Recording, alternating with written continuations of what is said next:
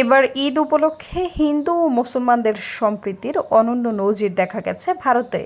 হিন্দুরা ঈদের নামাজ পড়তে আসা মুসলমানদের উপর গোলাপের পাপড়ি ছুঁড়েছে, আর মুসলিমরা হিন্দুদের খাইয়েছেন শরবত।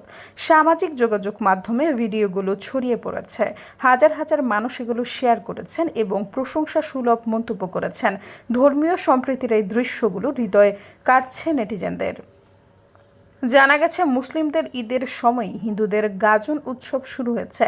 গাজনের জন্য গোটা চৈত্র মাস জুড়েই তারকেশ্বর মন্দিরে হাজার হাজার ভক্তের আগমন ঘটে। চৈত্রের মাঝামাঝি থেকে ভিড়টা আরও বাড়তে থাকে। দূর দূরান্ত থেকে আসেন অগণিত ভক্ত। তারকেশ্বরের মন্দিরে আগত এই পুণ্যার্থীদের পিপাসা দূর করতে এগিয়ে আসেন একদল মুসলিম যুবক। সোমবার সকালে তারকেশ্বর আরামবাগ চত্বরে মুসলিম মহল্লাগুলোতে নামাজের তোড়জোড় শুরু হয়ে যায় পুরোদমে। অন্যদিকে ভ্যান ম্যাটাডোরে করে অসংখ্য পুণ্যার্থীকে এদিন সকাল থেকে তারকেশ্বরে আসতে দেখা যায়। দাবদাহের মধ্যে দীর্ঘ পথ ভ্রমণ করে তারা অনেকেই ছিলেন ক্লান্ত এবং পিপাসার্ত। এ সময় তাদের জন্য সাহায্যের হাত বাড়িয়ে দেন একদল মুসলিম যুবক।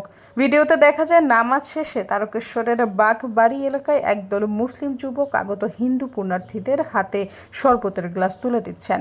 পুণ্যার্থীদের গাড়ি দাঁড় করিয়ে সবাইকে শরবত খাওয়াচ্ছেন তারা। প্রচণ্ড গরমে এ ধরনের উদ্যোগকে সাধুবাদ জানিয়েছেন তারকেশ্বরে আসা হিন্দুরা। অন্যদিকে ঈদের খুশির আবহে এই কাজ করতে পেরে খুশি মুসলিমরাও।